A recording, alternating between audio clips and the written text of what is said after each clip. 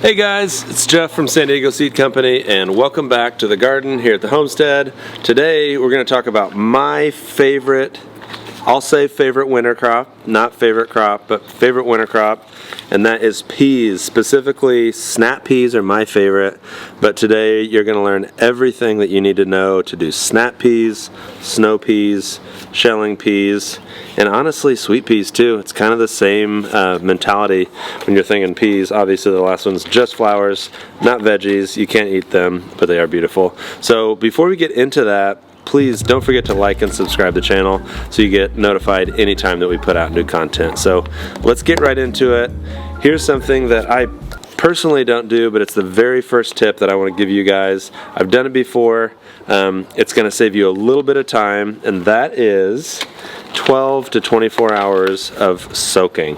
I've seen a lot of things online about soaking with black tea. Maybe, I don't know if that helps any more than just water, but what it is going to do is when you get your peas in the pack, they're very hard, so it's just going to help start to soften up that outer shell so that germination can take place.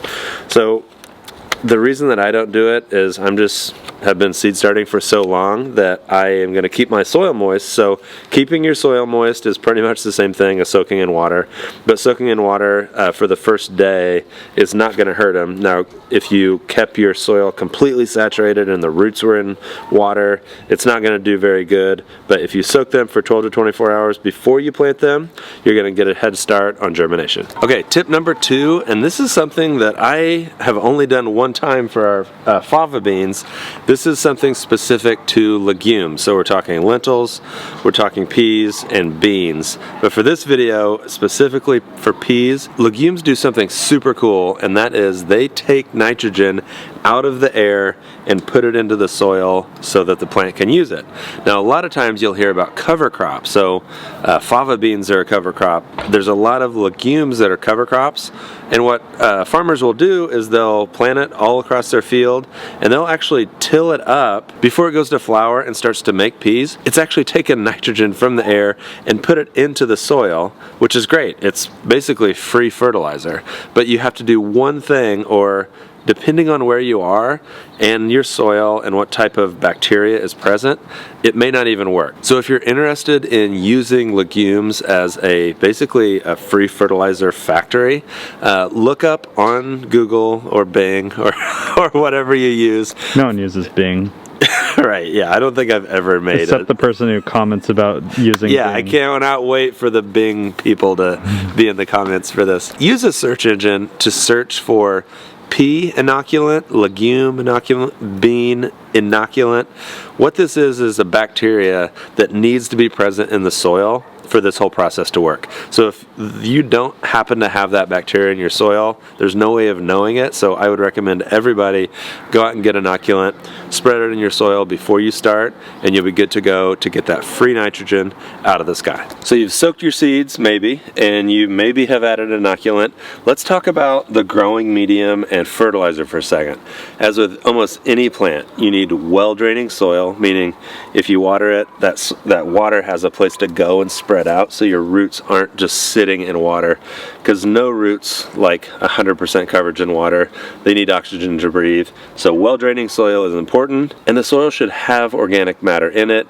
It should be meant for growing, so whether it's raised bed mix or potting soil, it should have some compost in there. If you do manure, use manure, but peas specifically, because of what I was talking about earlier, don't need a ton of extra fertilization because they're taking nitrogen from the air and using it for the peas. So that is something that's really important. If you're like, hey, I'm going to grow a bunch of beans and peas and I'm going to get nitrogen from the air and it's going to make my soil all healthy, that's true, but as soon as it starts to make those beans or peas, it's going to use up that nitrogen. So you're not really adding things to the soil, you're just getting free fertilizer from the air. So well draining with some fertilizer, but really no extra fertilizer needed for peas. Okay, so let's actually talk about how do you plant peas. If you've seen any of our videos, we have a rule of thumb about seed size versus depth. So let's talk about planting depth. A pea is about a half an inch. No, it can't be a half an inch, quarter inch. But the recommended rule of thumb is twice the width of the seed. So you can put peas about an inch down in the ground and they're going to have no problem popping up. Part of that reason is they're just bigger, so the plant when it pops up is bigger and is more powerful to make it through more soil. So you want to sow them up to an inch deep and 6 inches apart for final spacing. Now, a lot of the seed packs will say sow every inch or every 2 inches, and then the final spacing is 6 inches. Personally, Bridget and John and I, we just plant them at 6 inches. So if you look at our trellis here, I know that these sections are 6 inches wide. So I will go through and make my holes right at the vertical bars of the trellis. So if you sow at 6 inches, all of them are going to pop up. You're going to have these small plants to begin with, but if you've ever grown peas before, you know by the end of the season they are prolific and they're going to go as tall as you let them go depending on the plant, and they're going to really bush out. So I wouldn't put them any closer than 6 inches apart. All right, let me mention something that to me is obvious because I've been gardening forever, but not obvious to everybody. Peas do not grow on the ground. They want to grow up. They're a vine, so they have the tendrils. So if you're planting peas, you've got to give them something to grow up. If you're short on material, a string will work. The tendrils will literally just wrap up to a string. If you've got a way to suspend it, we use these old, I think these were actually on our property when we bought the house somehow. I'm not for sure where we got these, but you can reclaim things. You can use fences. As long as the actual trellis is small enough for a tendril to wrap around, you're completely fine. So that's trellises. Now let's talk about height. I've got two different types of peas here. We've got the Sugar Daddy Snap Pea and the Patio Pride Pea. Now if you flip your seed pack to the back side, that's where all the information is going to be. And I don't know if you can see it, but the very last section, it says full height. The Sugar Daddy Snap Pea is 48 to 72 inches, which is 4 to 6 feet tall. So that's how tall they're going to grow before they stop growing up. They kind of stop there and start to bush out. Now this Patio Pride, all my container gardeners, balcony gardeners, this is the one for you, because on the back, full height, 12 to 24 inches. So if you want a really compact plant, you could get online today. This is January 2nd, right after the new year. Order these. You still have plenty of time to plant peas. So let's say you've never grown anything. This is a great first thing to grow, and you just have a balcony. You have one single pot. Totally, you could do these in containers. They're really compact. But if you want a ton of peas, like these snap peas, they're 6 feet tall. You know, in my experience, sometimes they grow taller than 6 feet. So we definitely want to make sure we have a trellis that's big enough to support whatever size plant we give it. Okay, so you got your seed an inch down, 6 inches apart. Days to germination are anywhere from 3 to 10. If you soaked your seeds, it's going to be closer to 3. If you haven't soaked them, closer to 10. These, I want to say, what is today? Like 5 days ago. And that is our first green popping out of the black soil.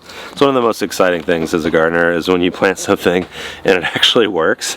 I've been doing this for years and I still get really super excited. So this is out of the ground. It's well on its way. It's got its taproot down there getting all the nutrients. It's probably going to start taking nitrogen out of the air soon. And in 74 days, this package says, the Patio's Pride is 40 days. You could have peas in just over a month. We're going to have a full, big, bushy plant that we can start harvesting from. So here's a tip when harvesting. Take them small early. The more you harvest, the plant says, oh no, we can't go on living without those seeds. We need to produce those seeds. Once you take that pod off, and this pod and that pod and that pod, the plant is like, make more pods and more flowers. So I highly recommend harvesting early and often. And then as the plant grows, you can let them get bigger to size and really juice up and get that sweet taste and the snap that you really like. But if you're harvesting even the small, skinny, like 2-3 inch ones, I take them off as soon as I can, just because it encourages the plant to give you more pods. Okay, so now you are equipped with every piece of information that I use every year to grow my favorite crop, and I've got another pea fan over here, Sam. Sam, do you like peas? Yeah, they're my favorite crop of this year. What about your little brother? Does he eat them faster than we can pick them? He probably likes the carrots. He likes carrots, but he eats a ton of peas. We eat a ton of peas in this yard. But I've got one last tip for you guys, and that's going to put Brigitte out of business, but we don't care because we love saving seeds. That's Brigette's passion. It's our passion here at the homestead. So at the end of the season, once you've had all the peas that you can eat, leave a handful of pods on the plant until they turn brown. If you try to do it too early when the pods are still green, the seeds may not be developed as well, your germination might be low, but just let it stay on there literally as long as you can before you put your cucumbers on in the spring, and take those, leave them in a cool, dry place until next season, and then you're going to have free pea seeds to plant next season.